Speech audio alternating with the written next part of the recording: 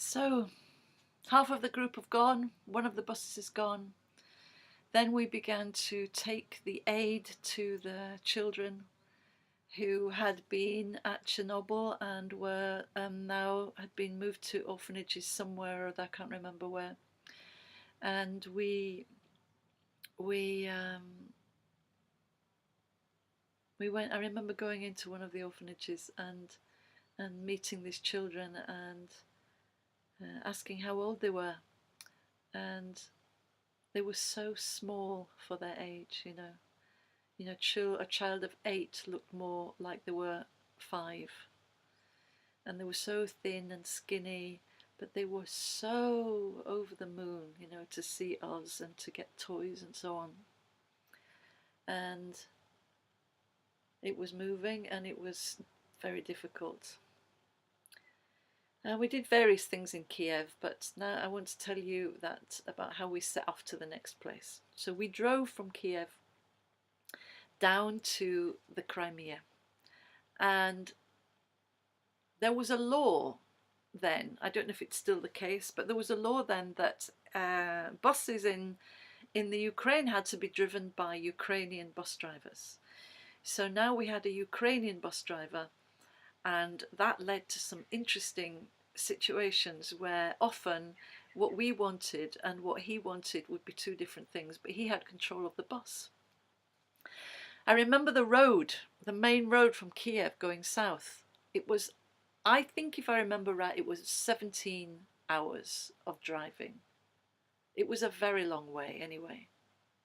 Is that 17 hours? Is that possible? It was a very long way. And a lot of this road had this little lump on it every few meters. Who knows why they constructed a road like that?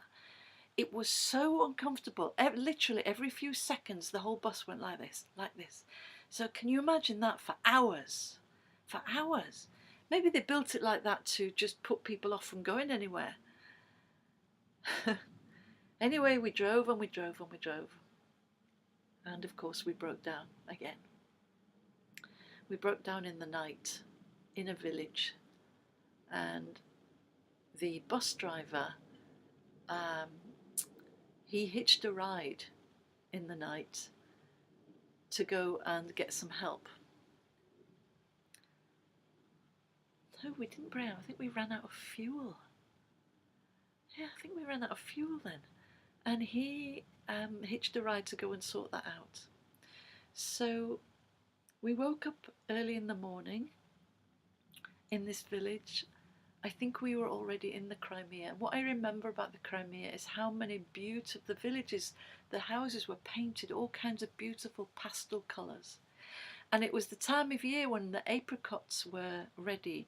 And it seemed to me that Crimea was just made of apricots. The roads were just covered in them. There were many, many people at the side of the roads who were selling literally apricots by the bucketful. So colourful villages and apricots everywhere. And there we were in this little village. And I went for a walk to try and find a toilet. There was no toilet. There was nothing. Came back to the bus. It was just, it was maybe 7 in the morning. And when I came back to the bus, I saw one of the most beautiful sights I've ever seen. There was a very old lady who had come out of her house and found a busload of foreigners on her doorstep. And so the first thing that she did was she came out and she had her hands full of fruit that she brought to us. And she was like a goddess, this woman, in my memory. It was just the beauty, the hospitality was stunning. We had somebody with us that spoke a bit of Russian, and so she understood that we were stranded, and she then took all of us into her home, into her garden. She had in the garden a tap, and many of us hadn't washed for a day or so on that journey from Kiev. And I remember we were all washing each other's hair under this tap in the garden, and she made food for us and coffee, and like she was giving the very best that she had. And we found out that coffee for that woman was a real luxury, and she just gave and gave and gave. It's like we were her honoured guests. And at some point in the day, we had some food in the bus, and so I went to get things, and I brought them to her to give to her, like as a contribution. And she was really offended. She was offended that we would give her something, because that wasn't how it should be. It was for her to give, even though she was so poor. And she lived with her daughter and granddaughter, these three women, three women, 2 women and a girl. And I remember later in the day, there was we had a sort of service in her garden, and then the guy who was the leader of this, of our trip, who was a pastor in the church in Aberdeen, he started to preach. And I remember him preaching. It was all being translated into Russian, and I remember him preaching and having the neck to tell this woman that she wasn't right, that she needed to believe in a different way or behave in a different way, or that in his eyes she wasn't right. And that was after this woman had taken all of us into her home and given us everything that she had in food and drink. And that was the coffin in the nail for me of my relationship with that type of thinking. It was just the end. I always wondered for years afterwards how she was or what happened. She told me that, or she told us through a translator, that her vegetables weren't growing properly in the garden, and she didn't know what it was. That's what they lived off. There was something in the air, there was some pollutant or something, and they were just so vulnerable, without information, but beautiful beings nevertheless.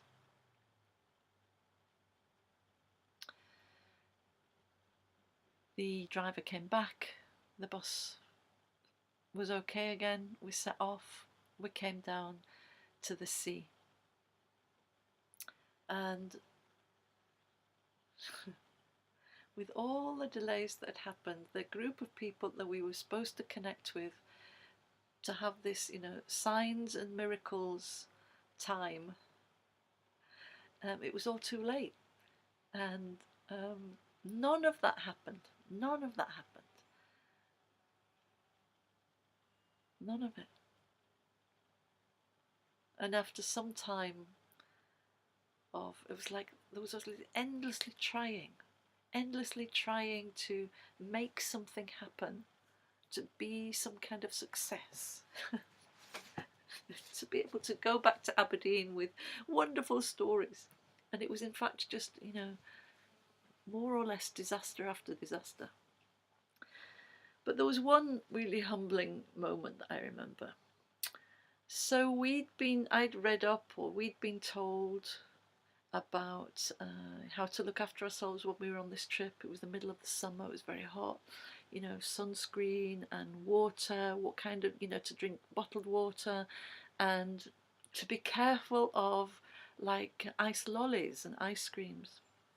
So we were somewhere or other, and the children wanted ice creams, and I was like really wary about it and saying, let's get something else instead. And then, and they did, but then this leader, this pastor, he was got on a thing about, no, we are so well protected, we can eat what we like, we can do what we like, it doesn't matter, all that kind of thing. So he ate, sort of to prove a point, he ate 2 ice creams. Well, lo and behold, later in the day, did he not go down with a horrendous form of, a stomach bug? of some kind. And he was, you know, stomach bug is really difficult, but when you're traveling in the kind of way that we were traveling, it's just like a living hell. And by this point, the people in the group had just, they were sick of listening to him. And when he was really ill, nobody paid any attention to him, poor man. And I had this confrontation with him about this issue, but he decided to eat this ice cream anyway. And so when nobody else would look after him, I looked after him when he was sick. So we had to turn around and go back to Kiev, back up the 17 hours of the road like this, like this, like this. Oh, I forgot to tell you a thing. I remember we were taken to a place where we were going to sleep down in the Crimea by the sea. Some building, I don't know what it was. And I remember taking a photograph of the room we were going to sleep in because it was just unbelievable. It was beds with wire, you know, like wire netting that you would put a mattress on top, but there were no mattresses. So we slept on this wire beds. It was, oh my goodness, it was nasty. So exhausted, we set off again, back on the bus like this. And by the time we got back to Kiev, I was beyond myself with exhaustion, rage, disappointment, you know, the whole everything. What on earth am I doing with these people? What is this thing that we're involved in? We came back to that Bible college to spend the night. Now, we had this one night there. We were, all of us, so depleted and miserable and fed up and exhausted. And the next day we were going to pick up like 25 children and go all the way with them back the way we'd come across Europe to Scotland. And even the very thought of it was just, it just was impossible. It was impossible. We came back to this Bible college, and there was a proper bed to sleep in, and I just laid down. It was early in the morning. I just laid down to sleep. I was like, thank God, I can rest for a bit. When suddenly in the corridors outside I could see all these excited voices, the excited voices of young people speaking English, and they were talking about all the wonderful things they had seen, the wonderful things that had happened. So this was another group who'd come from Scotland, from another church, and they had had the marvellous, wonderful adventures that we had hoped to have but didn't have. And they were going on and on and on about it. Well, you can imagine, I was like, I hated them. I hated all of them. I didn't want to hear anything about it. So what they had done was they had raised money and they had flown from Edinburgh to Kiev. And they'd arrived fresh, full of enthusiasm, energy, excitement, and probably with a totally different leadership and organisation. And they had, in fact, had a wonderful time and met people and seen great things and blah blah blah. And we had a kind of prayer meeting with them. Our group of dishevelled, hate-filled, well, I was anyway, destroyed human beings with all these young, they were all students from university in Edinburgh, and all these youthful, vibrant, energetic people with the success stories. And then an amazing thing happened, because they could see how we were, and I remember them praying with us, and I remember two people praying either side of me. And honestly, if I could tell you what the state of my being was like, I was so utterly finished in every cell of my body. And they began to pray with me, And I literally felt it was like being filled up from my toes all the way up through my legs, all the way up through my body, or through my arms, all the way through my head, all the way through everything. My whole being was filled with energy and life and power and joy, and it happened to everybody in the group. So that the next morning, when these children came that we were taking back, who had all lived in Chernobyl and were ill, we all were full of beans again. And once those children were on our bus, everything changed. Suddenly the roads opened, there was no issue with any border crossing. We crossed from Kiev to Hamburg in a matter of hours with only one stop in Poland. Everything was as smooth as could be. And when we got on the ferry to go from Hamburg to England, the staff on the ship found out where these children had come from. And the staff of the ferry chipped in, and they paid for all of us to eat in the best restaurant on the ferry, so that those children, so that they could contribute to the children and to their well-being. It was very beautiful. And everything went smooth all the way back home up to Aberdeen, and it was amazing, the difference. And we came back to Aberdeen, and that was the end of the story. The children stayed for several weeks in the summer. I wasn't involved in that, and I wasn't involved in how they went back. But it was quite a journey for me, especially with people that I wasn't really in sync with.